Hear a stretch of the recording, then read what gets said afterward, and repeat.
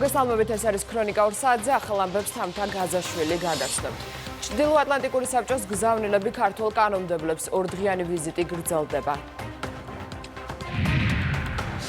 რა შეიცვალა ჭიათურაში მაღაროელების გაფიცვის შედეგად ჯორჯიან მანგანეზის ხელმძღვანელებმა მთავრობას ანგარიში წარუდგინეს. მოგვარდა თუ არა პრობლემები დასაქმებულების პირობების და ეკოლოგიური თვალსაზრისით. პირდაპირ ჩართვა რამდენიმე წუთში. ჩრდილოატლანტიკური საბჭოს ვიზიტი ბათუმში გრძელდება. 1 საათში ნატოს გენერალური მდივნის მოადგილეს საქართველოს პრეზიდენტი შეხვდება. იქამდე როუზ გოტ მიოლერი ალიანსის წევრი ქვეყნების მუდმივ წარმომადგენლებთან ერთად პარლამენტის თავმჯდომარეს და საპარლამენტო დელეგაცია შეხვდა. დეოკუპაცია, სასამართლო და მედია დამოუკიდებლობა. კიდევ რა საკითხები განიხილეს შეხვედრაზე და რა რეკომენდაციები მიიღო ქართულმა მხარემ, ნატა მახულაძისაგან მოვისმენთ, ჩემი კოლეგა ბათუმიდან გვიერთდება. ერთ-ერთი მთავარი რეკომენდაცია არის დამოუკიდებელი არჩევნებისთვის მზადება, ასევე მედია პლურალიზმი და დამოუკიდებელი სასამართლო.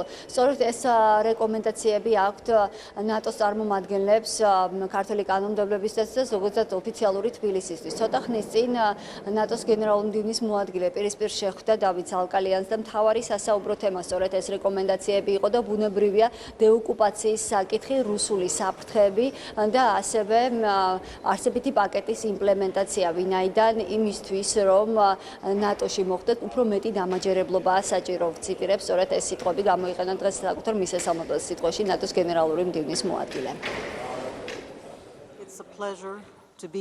მოხარული ვარ, რომ მეძლევა საშუალება საქართველოს პარლამენტის ხელმძღვანელობას შეხვდე და მათთან ერთად ქვეყნის განვითარებისა და რეფორმების საკითხებზე ვიმსჯელო.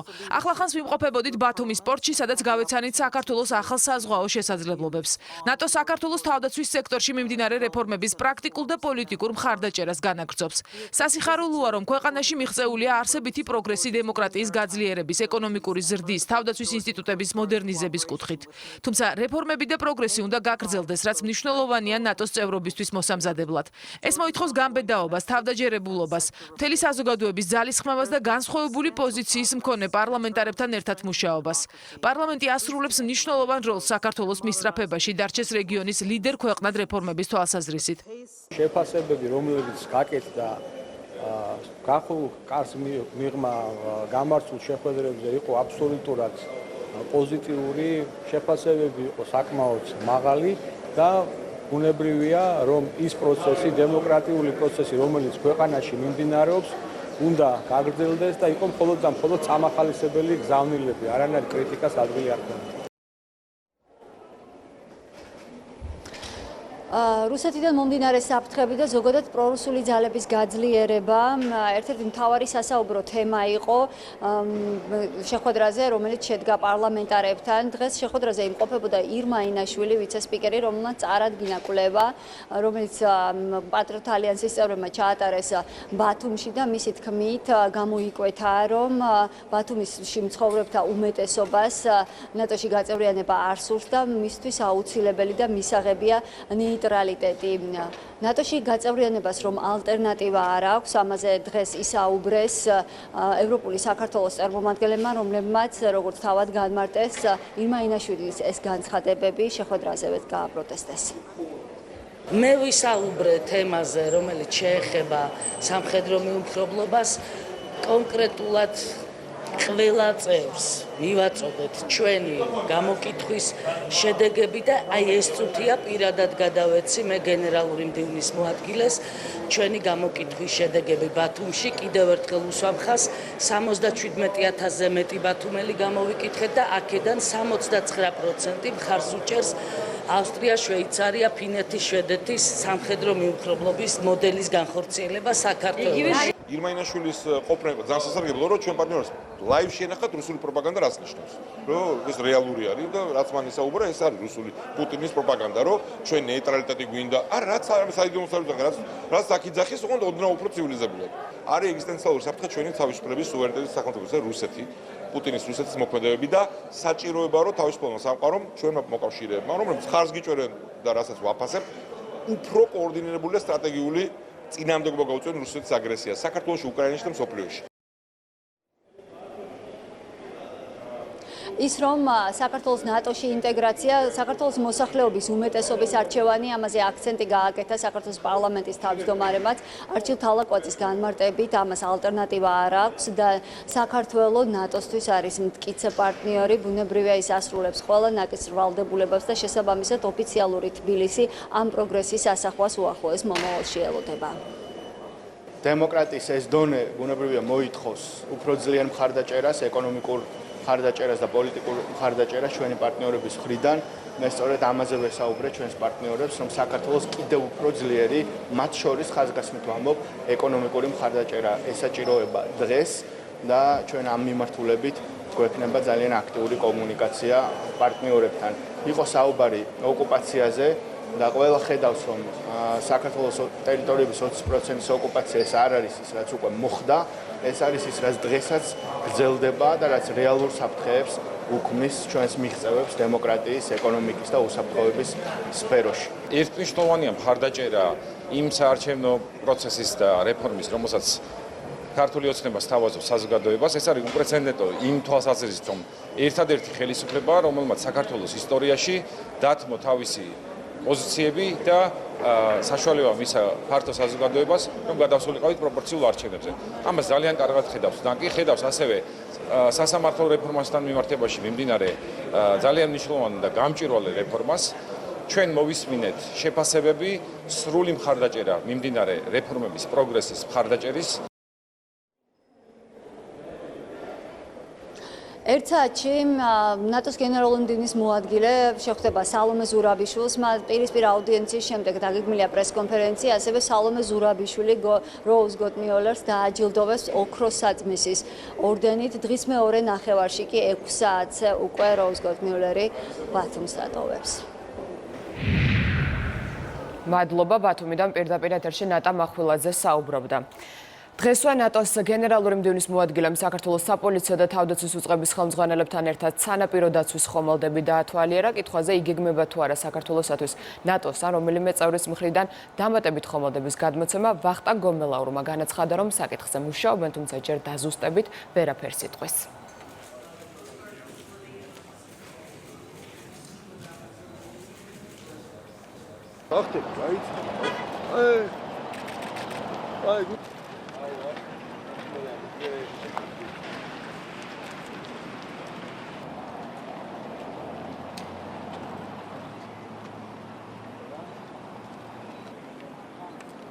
ჩვენ დავათვალიერეთ ამერიკის შეერთებული შტატების მიერ გადმოცემული ორი ხომალდი აილენდის კლასის, რომელიც გადმოეცა შინაგან საქმეთა სამინისტროს სანაპირო დაცვას. აქვე მინდა ხაზი გაუსაღვნიშნო, საქართველოს ნატოს საიმედო პარტნიორია. ჩვენ ჩართულები ვართ ევროატლანტიკური უსაფრთხოების გაძლიერებაში. შინაგან საქმეთა სამინისტრო ეს პასუხისმგებელი მოგეხსენებათ შავი ზღვის აუზის რეგიონის უსაფრთხოებას და ეს გემბები იქნება მაქსიმალურად ჩართული ამ მიმართულებით, რათა გავაძლიეროთ უსაფრთხოება ჩვენი ქვეყნის. მოხარული ვარ, როცა ვხედავ ასეთ ენთუზიაზმს. ჩემთვის დიდი პატივია აქ ყოფნა. სანაპირო დაცვის პროგრესს გავეცანით, შევხვდით ოფიცრებს და სამხედრო მოსამსახურეებს. შევხვდით გუნდს, რომელმაც ტრენინგი გაიარა ნატოსთან. ეს ემსახურება უსაფრთხოებისა და უშიშროების უზრუნველყოფას რეგიონში. ჩრდილოატლანტიკური საბჭოს ვიზიტის ფარგლებში ნატოს გენერალური მდივნის მოადგილესთან თავდაცვის მინისტრის შეხვედრაც გაიმართა. მხარეებმა ნატოს საქართველოს არსებითი პაკეტის განხორციელებაზე, თავდაცვის ძალებში მიმდინარე რეფორმებსა და საერთაშორისო სამშვიდობო მისიებში მონაწილეობის თემებზე იმსჩელეს. ირაკლი ღარიბაშვილმა ალიანსის წარმომადგენელს მხარდაჭერისათვის მადლობა გადაუხადა.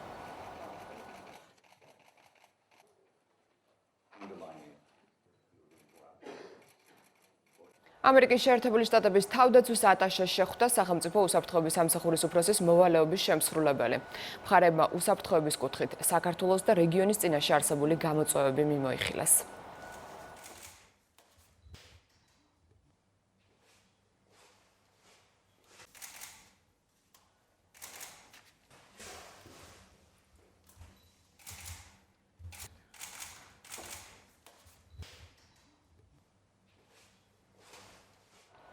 ზეგანაკვეთურ შრომაზე ლიმიტი წესდება. კანონპროექტი პარლამენტში უკვე დარეგისტრირდა. დოკუმენტში ვკითხულობთ, რომ ზეგანაკვეთური სამუშაო დროის ხანგრძლივობა არ უნდა აღემატებოდეს დღე-ღამის განმავლობაში 2 საათს, ხოლო კვირის განმავლობაში 8 საათს.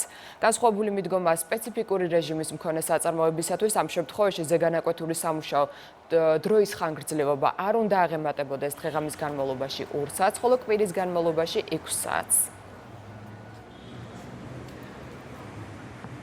დამსაქმებლები და დასაქმებულები, რომელიც 30 წელი ელოდებიან ამ სფეროში თანამედროვე და სამართლიან კანონმდებლობას, იმსახურებენ, რომ ჩვენ მივიღოთ ისეთი კანონები შრომის სფეროში, რომელიც არ ახალ სირთულეებს წარმოშობს, არამედ პირიქით მოაგვარებს საჭიროებებს ორივე მხარეს. ჩვენ რა ავიღოთ ჩვეულებრივი ნორმალური რეკომენდაციები ჯანდაცვის სოფლიო ორგანიზაციის, შრომის საერთაშორისო ორგანიზაციის და ვნახოთ აღდგენისათვის ადამიანს რამდენი დრო ჭირდება ძილისათვის, სეირნობისათვის, ოჯახის წევრებთან ურთიერთობისათვის, განვითარებისათვის, რაღაც ლიტერატურის, თუნდაც ინფორმაციის ტელევიზიის საშუალებით მიღებისათვის მივიღებთ იმდენ დროს, რომ ეს 48 საათი გარწმუნებთ, რომ არც ისე, ვთქვათ, შემზღუდავი ნორმად მოგვეჩვენება. რა შეიცვალა ჭიათურაში მაღაროელების გაფიცვის შედეგად ჯორჯიან მანგანეზის ხელმძღვანელობამ მთავრობას ანგარიში წარუდგინეს. შეხვედრაზე საუბრის ერთ-ერთი მთავარი თემა ის ეკოლოგიური პრობლემები იყო, რასაც ქალაქს სწორედ მაღარო უქმნის.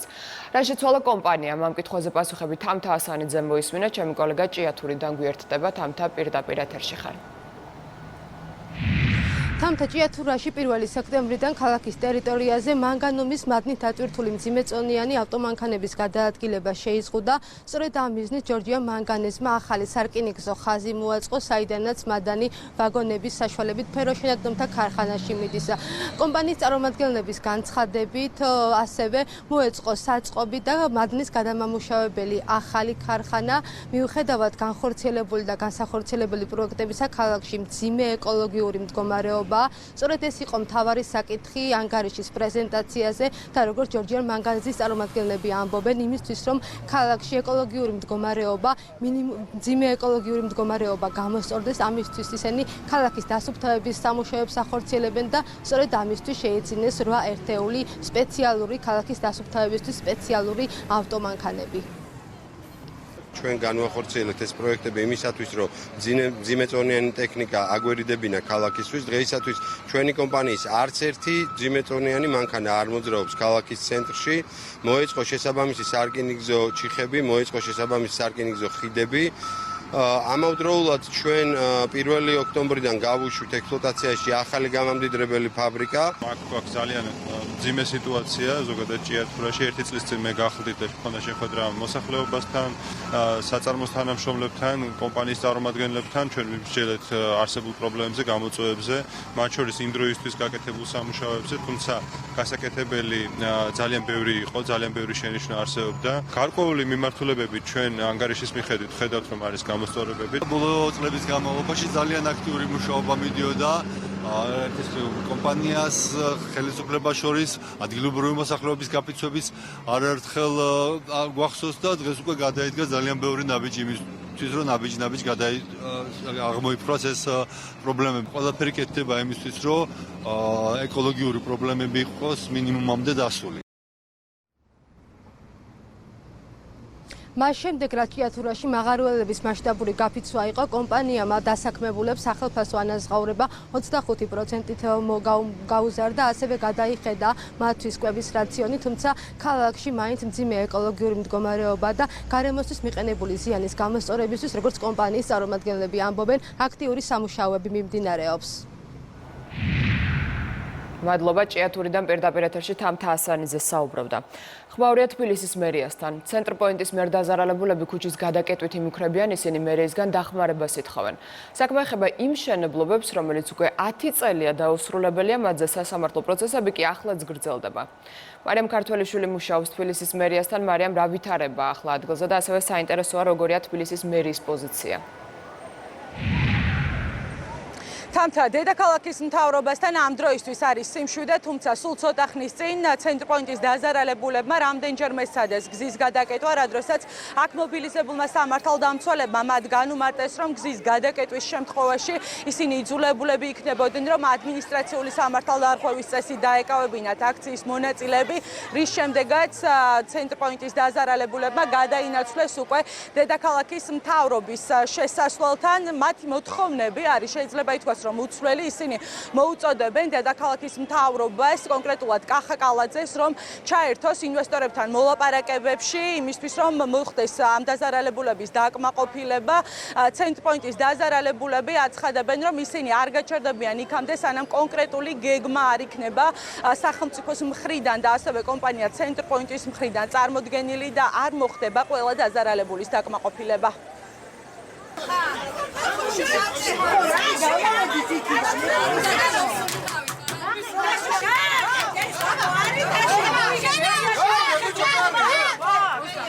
წელი ემიგრანტი ვარ მე. მოვითხოვთ შეხვდეს ბატონი კახიკალაძე და გადაწყვიტოს მხოლოდ ჩემი არა, აი ამ დაზარალებულების პრობლემა. უნდა მოგხვედოს ჩვენ როდემდე ვიყოთ ქუჩაში. 9 თვის წინ რო შეხვდა კალაძე, ბატონი კალაძე, რო ისა მივხედავ თქვენ საკითხსაო. 9 თვის წინ მოგვატყუა. 10 დღის წინ კიდე შეხვდი სპეციალურად წავედი, კიდე გვატყუებს. რო არ შეხვდება გადავკეტავ და იმით კი არა 2-3 საათით არ წავართ ამ კანდელაკიდან. ამ ქვეყანაში თუ არსებობს ვინმე პასუხისმგებელი პირი, რომელიც ჩვენ მოგვაქცევს ყურადღებას, კალაძეს აქვს ყველა უფლებამოსილება, ძალიან ქმედითი მერია, რომელიც ძალიან ბევრ საქმეს აკეთებს ამ ქალაქისთვის. ეხლა დადგა დრო, რომ მოგხედოს ჩვენ.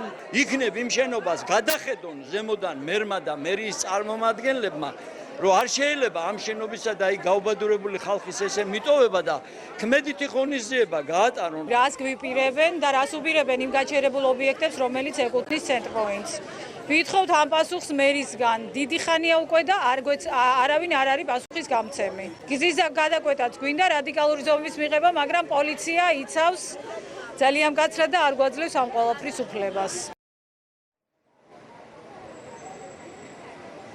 რა ეტაპზეა მოლაპარაკებები ინვესტორებთან და როგორ არის ჩართული დედაქალაქის მთავრობა დაზარალებულების დაკმაყოფილებაში? ბუნებრივია ჩვენ ეს კითხვები დავსვით დღეს თბილისის მერიაში და მერის მოადგილე ილია ელოშულმა განგვიმარტა, რომ უკვე შექმნილია დაუსრულებელი მშენებლობების კომისია და სწორედ ორშაბათს არის დაგეგმილი გაფართოებული შეხვედრა, რომელსაც დაესწრებიან ცენტრპოინტის 9 ობიექტის მშენებლები და დეტალურად ილია ელოშვილის განცხადებით დეტალურად უნდა მოხდეს შესწავლა კონკრეტულად რამდენი დაზარალებულია ამ საქმეში და რამდენი დაზარალებულისთვის უნდა მოხდეს ან კომპენსაციების ან შესაბამისი ბინით უზრუნველყოფა.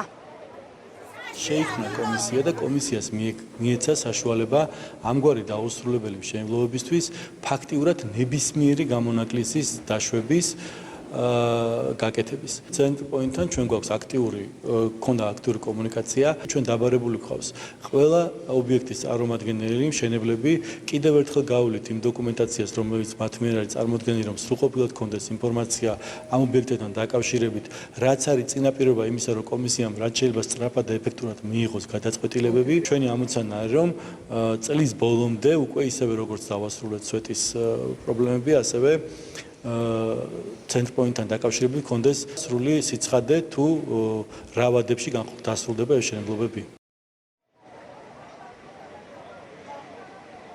დედაქალაქის მერის მოადგილე ილია ელოშულმა მზაობა გამოთქვა დაზარალებულებთან შეხვედრის. 5 დაზარალებული იყო ელოშვილის სამუშაო ოთახში და მათ მერის მოადგილისგან მიიღეს პირობა, რომ ორშაბათს დაზარალებულების ერთი წარმომადგენელი დაესწრება იმ გაფართოებულ სხდომას. საუბარია დაუსრულებელი მშენებლობების კომისიაზე და ამ კომისიის ფარგლებში მოხდება დეტალურად კონკრეტული გეგმის გაწევა. გადაწერა. ასეთია დედაქალაქის მერის პასუხი. სულ ცოტა ხნის წინ მივიღეთ ჩვენ ეს ინფორმაცია. რაც შეეხება უშუალოდ ცენტრპოინტის საქმეს, მაყურებელს შევახსენებ, რომ ამ საქმეზე ორსისხლის სამართლის საქმეზე უკვე დამდგარია განაჩენი მაია რჩეულიშვილი და რუსდან კერვალიშვილი სასჯელ აღსრულების დაწესებულებაში უკვე წლებია, 3 წელია დაახლოებით იხდიან სასჯელს.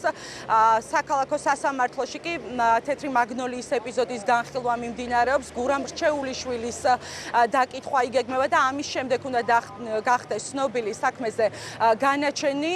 გეტყვით, რომ გურამ რჩეულიშვილი სატელეფონო ინტერვიუში ჩვენ გვეუბნება, რომ მიმდინარეობს საპროცესო შეთანხმებაზე მუშაობა და სავარაუდოდ ამ საპროცესო შეთანხმების დეტალებზე ჩვენ ინფორმაცია გვექნება უკვე მთავარ გამოშვებაში. მადლობა. თბილისის მერის მიმდებარე ტერიტორიიდან მარიამ ქართველიშვილი საუბრობდა. განვაგრძობთ გამოშვებას. წინასაარჩევნო დოკუმენტი თუ მოსახლეობის კეთილდღეობაზე გათვლილი პროექტი პარლამენტი მომავალი წლის ბიუჯეტზე მსჯელობას იწყებს. დეპუტატებს მთავარ პარამეტრებს ფინანსთა მინისტრის მოადგილე გააცნობს. პირველი სხდომა 15 საათზე დაიწყება, თუმცა განწყობები უკვე რამდენიმე დღეა ცნობილია. ოპოზიცია მთავრობას ფინანსურ გეგმებში მხარს არ დაუჭერს. აცხადებს, რომ დოკუმენტი წინასაარჩევნო კამპანიის ნაწილია. მხარეთა არგუმენტებით ნათია სონღულაშვილი გვერდდება პარლამენტიდან. ნათია, გისმენთ. 2020 წლის სახელმწიფო ბიუჯეტი შეადგენს 14 მილიარდ 200 მილიონ ლარს. ეკონომიკური ზრდა გათვალისწინებულია 5%, ასევე იზრდება ხელფასები და პენსიები. მმართველი გუნდი აცხადებს, რომ ბიუჯეტი ორიენტირებული არის მოქალაქეზე და პასუხობს ქვეყანაში არსებულ გამოწვევებს. ბუნებრივია საპირისპიროს ამტკიცებს ოპოზიცია. ევროპული საქართველოს მხარს არ დაურჩეს 2020 წლის სახელმწიფო ბიუჯეტის პროექტს, ვინაიდან აღნიშნული ბიუჯეტი არ არის ორიენტირებული ჩვენ მოქალაქეებზე. იგი არ ასახავს გადასახადების დაწევას, ჩვენ მოქალაქეებს ამავე დროს არ აძლევს ოპტიმიზმის საფუძველს, ვინაიდან გათვლილია 2.98 ლარის კურსზე. მთავარი პრობლემა, რომელიც აწუხებს ჩვენ მოსახლეობას, ეს არის გაზრდილი ფასები, ინფლაცია, რასაც ეს ბიუჯეტი არათუ გამოასწორებს, არამედ კიდევ უფრო დაამძიმებს ვითარებას. ეს ბიუჯეტი არის მიმართული საქართველოს ეკონომიკის ზრდისათვის, დამატებით 3 მილიარდზე მეტი არის მობილიზებული ინფრასტრუქტურული პროექტებისათვის და სხვადასხვა პროექტების განსაკუთრებლად. რაც შეეხება ეკონომიკურ პარამეტრებს, ჩადებული გვაქვს 5%-იანი ზრდა, მოგეხსენებათ თქვენ, რომ მიმდინარე ბიუჯეტში არის 4.5%, აქედან გამომდინარე 5% ვფიქრობ იქნება კარგი მაჩვენებელი საქართველოსთვის გამომდინარე იმ რეგიონში, რომელ რეგიონში და ჩვენ ვართ. ის რა თქმა უნდა პასუხობს იმ სოციალურ გამოწვევებს, რადგან არის ძალიან სერიოზული მატება თუნდაც პენსიების კუთხით. ასევე ძალიან მნიშვნელოვანი მატება 18 წლამდე ასაკის და პირველი და მეორე ჯგუფის შიშემაპირებისთვის. აბსოლუტურად ყველა სფეროში, განათლების სფერო, ეს ინფრასტრუქტურა პასუხობს იმ გამოწვევებს, რაც ჩვენ წინაშე დღეს დგას. ქვეყნის მთავარი ფინანსური დოკუმენტის განხილვა დიასპორის საკითხთა კომიტეტის ხდომაზე დაიწყება დაახლოებით 40 წუთში. წინასწარი ინფორმაციით დღევანდელი კომიტეტის ხდომას ოპოზიცია არ ესწრება. მადლობა. პარლამენტიდან ნათია სონღულაშვილი საუბრობდა. თავისუფალი საქართველოს სოლიდარებმა მოქალაქე ელენა ჩიტიაშვილთან ერთად პროკურატურასთან ბრიფინგი გამართეს. კახა კუკავას თქმით, ჩიტიაშვილმა არაერთხელ მიმართა საგამოძიებო უწყებას მისი კუთვნილი მაღაზიიდან თანხის თაღლითურად დაუფლების ფაქტზე, თუმცა პროკურატურისაგან პასუხად მიიღეს მხოლოდ ის, რომ საქმეზე გრძელდება გამოძიება. კუკავა ითხოვს საქმესთან დაკავშირებით პარლამენტში სპეციალური საკომიტეტო მოსმენა გაიმართოს. აპროტესტებთ იმ კორუფციულ და შერჩევით სამართალს, რომელსაც ახორციელებს პროკურატურა. საუბარი სამართლიანობის აღდგენაზე არის სრული ფიქცია. ჩვენ მიმართავთ პარლამენტს, რომ მოეწყოს პარლამენტის სპეციალური საკომიტეტო მოსმენა, რომ როგორც ჩიტუაშვილის საქმეზე, ასევე 7000 ანალოგიურ საქმეზე დადგინდეს. რა ნიშნით დაუბრუნდეს ქართული ოცნების დეპუტატების ნათესავებს წინა ხელისუფლების დროს ჩამორთმეული ქონება პროკურატურამ და რა ნიშნით ეუბნებიან უარს ჩიტუაშვილს. 3 დღის წინ იყო 1 ოქტომბერი, თავი ჩაგჭამენ, რომ გადავაგდეთ ტარვალი, გადავაგდეთ ურჩხული, ჩვენ მევედით. მოდით რა დაგვაყარი ახლა ძველზე ახალი. სად არის სამართლიანობა რომ ეს დაგვირდით? გლდანში, მერვე მიკროში, მერვე კორპუსში მქონდა 180 კვადრატული სუპერმარკეტი და წაღებულია მთლიანად მაღაზია, 82,000 ლარის ქონება, ეს აუდიტის დასკვნაც დევს საქმეში ამისი. ფული მიქონდათ იმ რაოდენობის, რომ 100,000-ებზეა საუბარი. თავიდან პროკურატურა შემპირდა, რომ კი ამ საქმეს ბოლოში ჩაიყვანენ, მაგრამ რატომღაც გააჩერეს. ეროვნული ბანკი და საბანკო ასოციაცია ინტერნეტ თაღლითობისაგან დაცვის რეკომენდაციებს ავრცელებენ. როგორც ტექსტში ვკითხულობთ, აქამდე ცნობილ ეგრეთ წოდებულ ფიშინგს, რადგანაც მომხმარებლის მიერ ბმულზე გადასვლით ხდება თანხის ელექტრონულად მოპარვა, ეგრეთ წოდებული სპუფინგი დაემატა. კიბერდანაშაულის ამ სახეობის ზოგიერთი შემთხვევა ასეთია. მომსახურე ბანკის იდენტური ნომრიდან მომხმარებელს ურეკავენ, ის იდენტიფიცირებას ვერ ახდენს, ბანკის წარმომადგენელი ურეკავს თუ მესამე პირი და თავის პერსონალურ მონაცემებს აძლევს. მათ შორის ინტერნეტ ბანკის პაროლს. ამასთან ინტერნეტ თაღლითების სოციალური ქსელების მომხმარებლებს საქართველოში მოქმედი კომერციული ბანკების სახელით თავაზობენ, სხვადასხვა გათამაშებას, ბმულზე დაჭერისას კი მომხმარებელი გადადის მისი მომსახურე ბანკის ინტერნეტ ბანკის ვიზუალურად მიმსგავსებულ ვებგვერდზე, სადაც მონაცემების შეყვანით ხდება მსხვერპლი. რეკომენდაციების მიხედვით მსგავს ოპერაციებს აუცილებლად უნდა მოერიდოთ.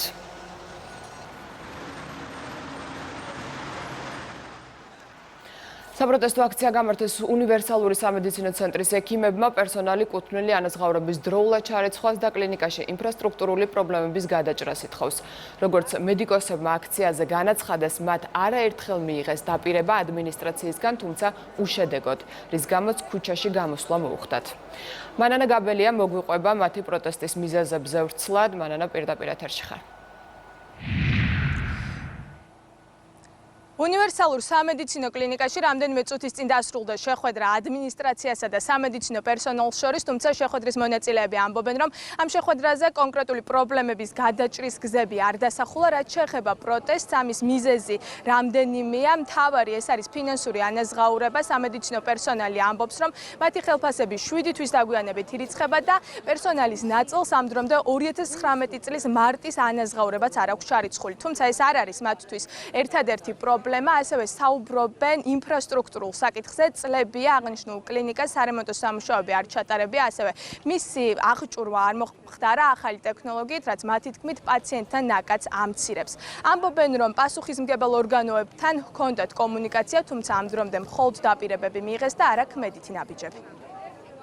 ამ შენობასაც შენახვა უნდა, ხარჯი დიდია და თანდათანობით ამ სიტუაციის გამო ექიმებიც გადავიდნენ, პაციენტებიც უფრო უკეთეს კლინიკებს თქვათ, სადაც პირობები უკეთესია, ისეთ ამდენად ახლა ეს თანხა ასე ალბათ ვერ რჩება. მეტნაკლებად ყოველთვე გვიხდიან, მაგრამ თვითონ შუალედი არის უკვე 7 თვე მაგალითად. ახლა მარტის ხელფასი გვაქვს დასაფარი.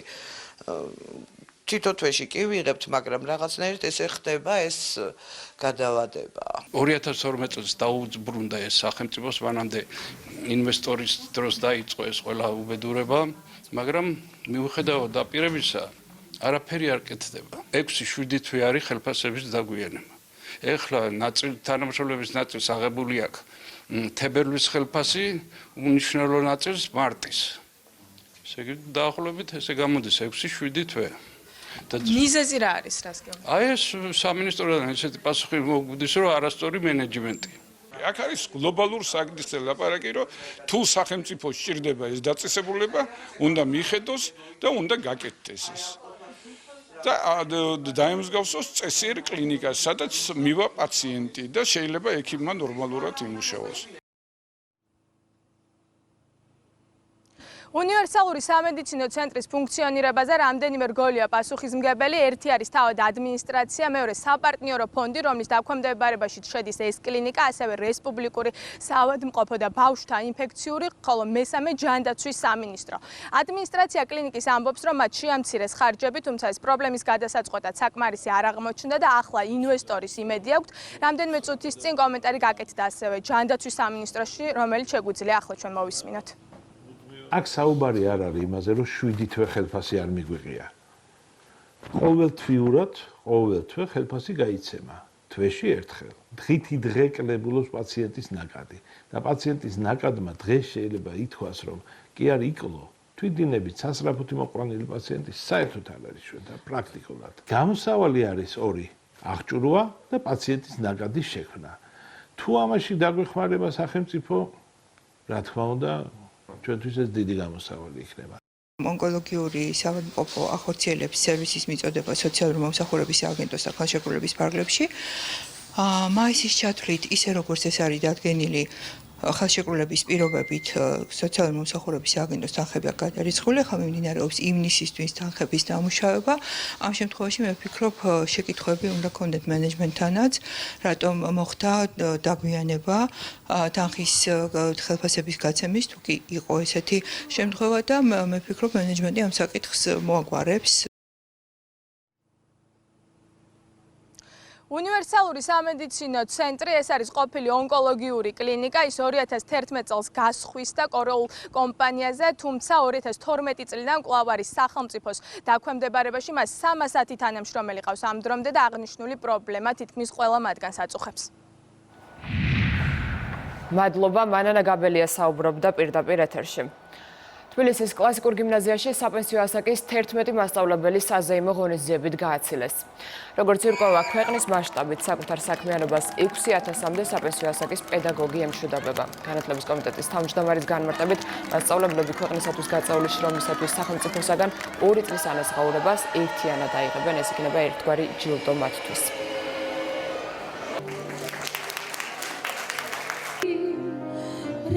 მადლობას ვუხდით მათ წლების მანძილზე ათეულობით თაობის გაზრდისთვის და განსაკუთრებით იმ მძიმე წლებისთვის, რომელიც კონკრეტულად ამ სკოლამ გამოიარა, თუნდაც ჩვენი ბოლო ზარი იყო ნანგრევებთან და დღეს გვიხარია, რომ სიმბოლურად ერთგვარი ბოლო ზარი ჩვენი პედაგოგებისთვის არის არა მხოლოდ განათლებულ შენობაში, არამედ ჩვენ შეგვიძლია მათი საპატიო ჯილდოთი გაცილება.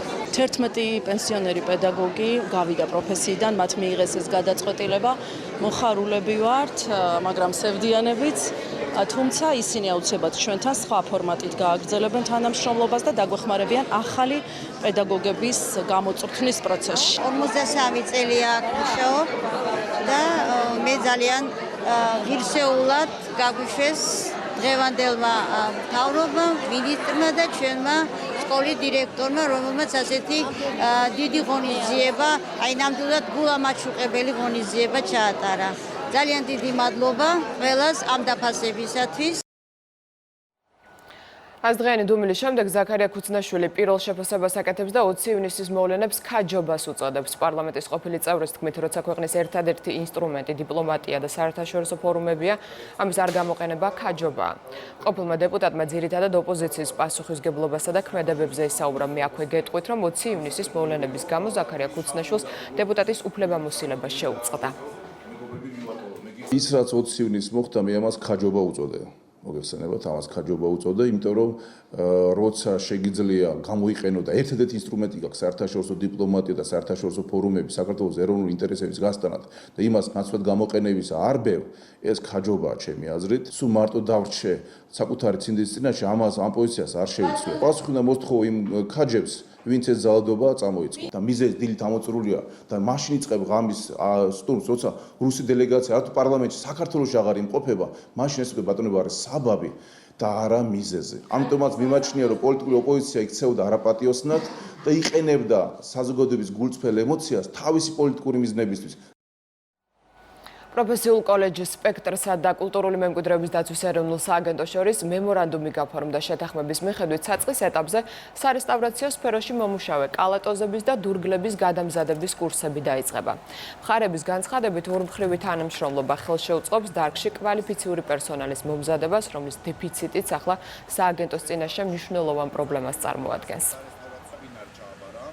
ფორმდება მემორანდუმი, რომელიც ითვალისწინებს უკვე კონკრეტული ნაბიჯების გადადგმას ჩვენ დარგში პროფესიონალური, ასე ვთქვათ, კვალიფიკაციის ამაღლების თვალსაზრისით, რაც იგულისხმება წმინდად სახელოსნო ასე ვთქვათ, პრაქტიკის გავლას. საინტერესებული პირები ჩააბარებენ ამ კოლეჯში და სახელმწიფო დააფინანსებს სრულად, რომ ამ დარგში როგორც ქვის ხელოსნობა, ხის ხელოსნობა, იმათვის კვალიფიკაციის ამაღლება იქნება სხვადასხვა ასე ვთქვათ, პროფესიონალების მხრიდან. იქნება უნიშნელოვანი სასწავლო პროგრამა, რომელიც მოიმსახურება ჩვენ გავზარდოთ და აღზარდოთ ადამიანები, რომლებიც იქნებიან დასაქმებულები ეროვნული სააგენტოს მიერ განხორციელებული პროექტებში, რომელიც არის ძალიან ბევრი საქართველოს ტერიტორიაზე და ქვეყანაში დეფიციტი აღარ არსებობდეს სარესტავრაციო სამუშაოების მიმართულებებში.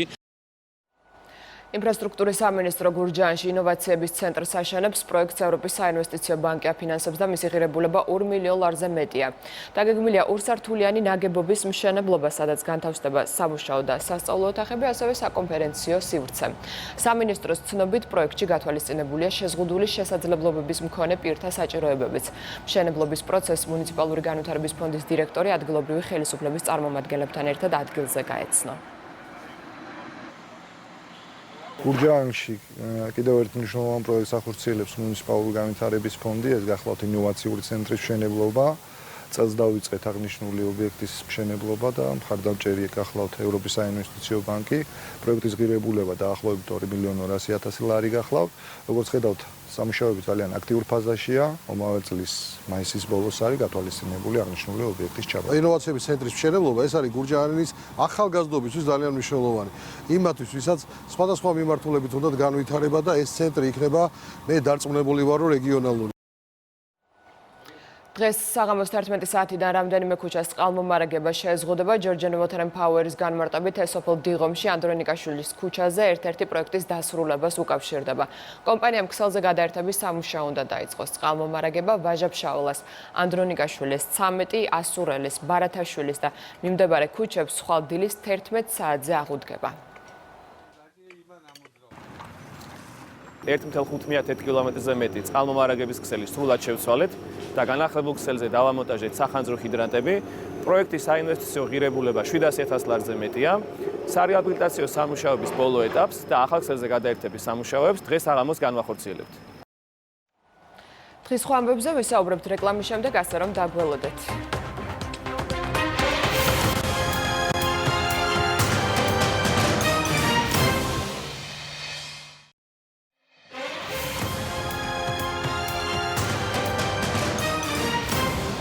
რეკლამის შემდეგ ქრონიკა კვლავ პირდაპირ ეთერშია. საქართველოში ავიამიმოსვლის აკრძალვის გამო რუსული ავიაკომპანიების ზარალმა 1 მილიარდ რუბლს გადააჭარბა.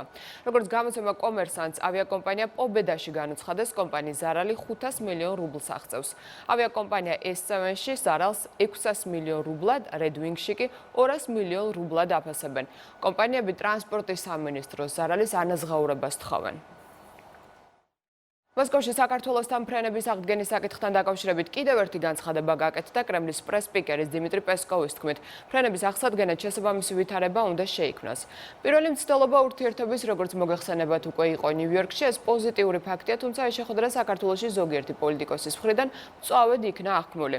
ახლა უნდა დაველოდოთ მოთმინებით დროს, როდესაც ავიამიმოსვლის აღსადგენად შესაბამისი ვითარება შეიქმნება, აღნიშნა პესკოვმა.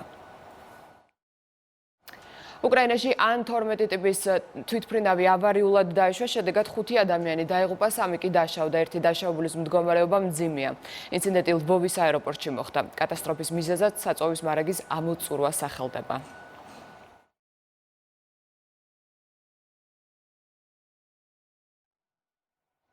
შეერთებული შტატების ხელისუფლებამ მხარი დაუჭირა უკრაინისათვის 39 მილიონი დოლარის ღირებულების ჯაველინის ტიპის 150 ტანკსაწინააღმდეგო სარაკეტო კომპლექსის მიყიდვას.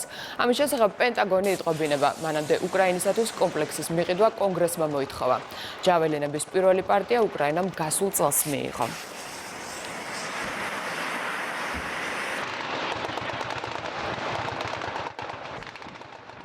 უკრაინის პრეზიდენტის განცხადებით, მას დონეცკისა და ლუგანსკის ეგრეთ წოდებულ სახალხო რესპუბლიკებთან არანაირ შეთანხმებაზე ხელი არ მოუწერია. ვოლოდიმირ ზელენსკის მტკიცებით, ის უბრალოდ დათანხმდა შტაინმაიერის ფორმულას, რომელიც დონბასისათვის განსაკუთრებული სტატუსის მინიჭებას ითვალისწინებს. ზელენსკი პირობას დებს, რომ უკრაინის სახელმწიფოს ინტერესებს დაიცავს, თუმცა პრეზიდენტის განცხადებების მიუხედავად, კიევსა და ქვეყნის დიდ ქალაქებში საპროტესტო აქციები გრძელდება.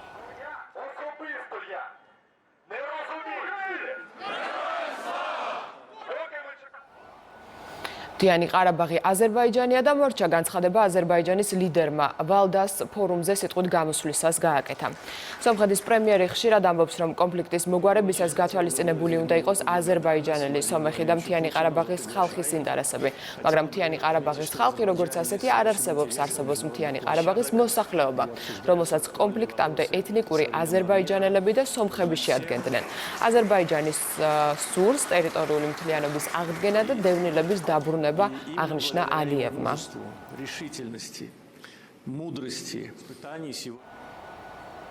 ერაყში ანტისამთავრობო აქციების დროს მომხდარი შეტაკებების შედეგად დაღუპულთა რიცხვი 27-მდე გაიზარდა, დაშავებულთა რაოდენობა კი 600-ს აღწევს. უსაფრთხოების ძალებმა ბაღდადში დემონსტრანტებს ცეცხლი გაუხსნეს. მანიფესტანტები უმუშევრობასა და კორუფციას აპროტესტებდნენ. ადგილობრივმა ხელისუფლებამ დედაქალაქში კომენდანტის საათი გამოაცხადა. შეზღუდულია ინტერნეტზე წვდომაც.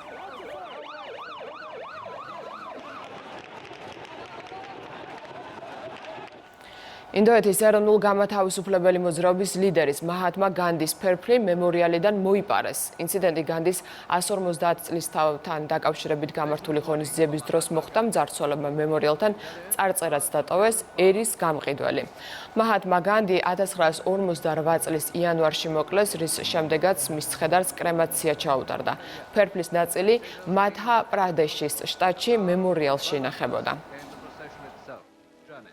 While a million mourners paid homage to the man revered as a saint. This ყველა ამბავი სულ შეგიძლიათ ნახოთ იმედი ნიუზზე, ქრონიკა 2-ზე ამით დასრულებულია. ნახვამდის.